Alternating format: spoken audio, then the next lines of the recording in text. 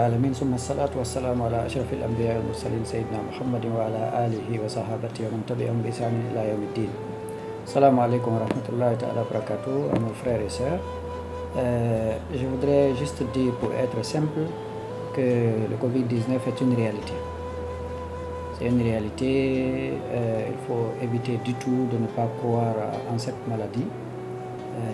Mais cette fois-ci, je pense qu'après la traversée d'Ebola, on n'a plus de difficulté à croire parce que Ebola, en son temps, il n'y avait que quelques pays.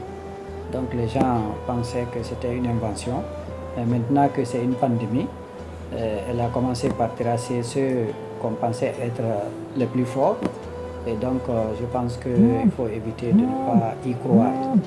Donc, il ne faut pas attendre de vivre coronavirus pour y croire. C'est le bon moment d'y croire parce que quand on y croit, on est plus enclin à accepter les mesures barrières, les différents conseils des professionnels de la santé pour non seulement éviter de contracter cette maladie, mais pour éviter aux autres d'être contaminés au cas où on est porteur sain. À l'endroit de nos frères et sœurs, nous disons que après avoir cru en l'existence de la maladie, il faut savoir que l'islam privilégie l'être humain.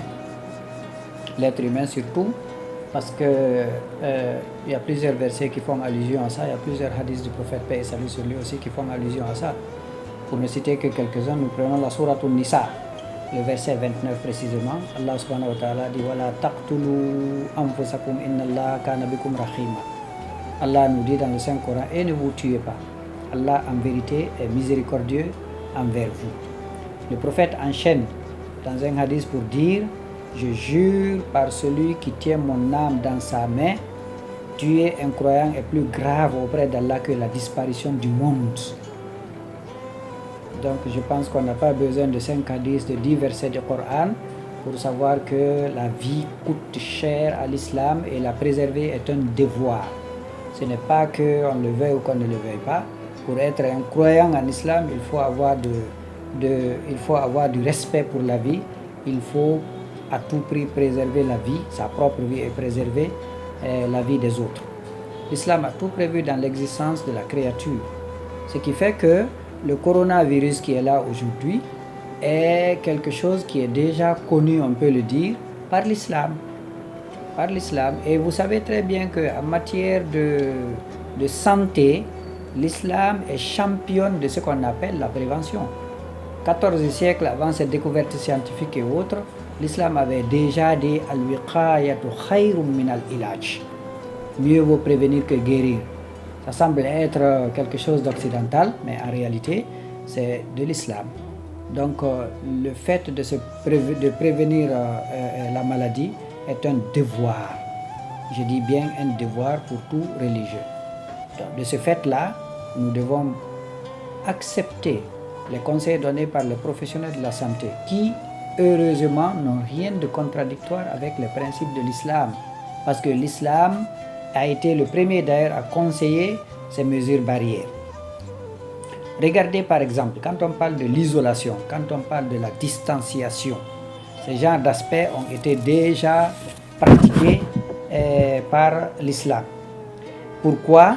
Quand vous prenez ce grand savant-là contemporain qu'on appelle Abu Bakr Jabir al-Jazairi, dans son grand document qui sert de référence aujourd'hui aux musulmans, le guide du musulman, il a dit à la page 706, il est recommandé de mettre en quarantaine les patients atteints de maladies contagieuses dans des blocs isolés au sein des hôpitaux et d'interdire leur contact avec des personnes saines, à l'exception du personnel soignant.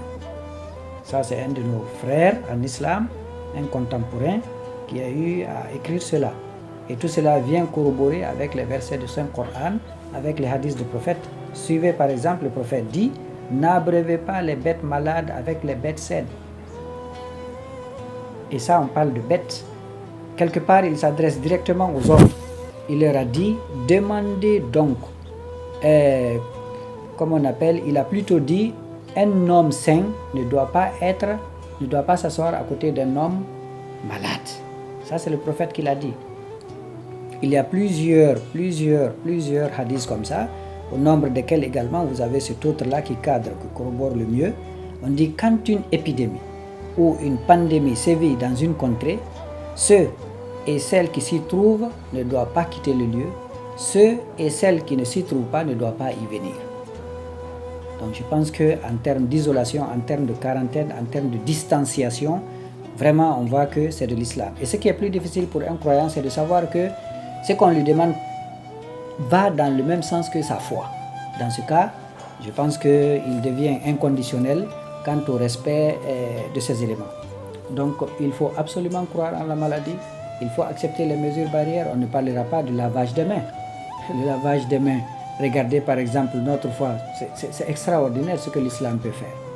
Regardez que l'islam met au centre de la foi tout ce qui est propreté, tout ce qui est pureté. N'est-ce pas? L'islam va jusqu'à dire que la pureté, c'est la moitié de la foi.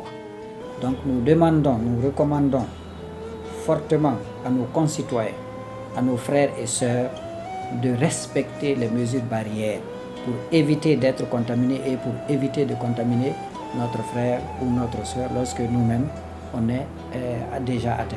Qu'Allah nous sauve et qu'il fasse que nous ne soyons pas atteints, qu'il guérisse ceux qui sont atteints.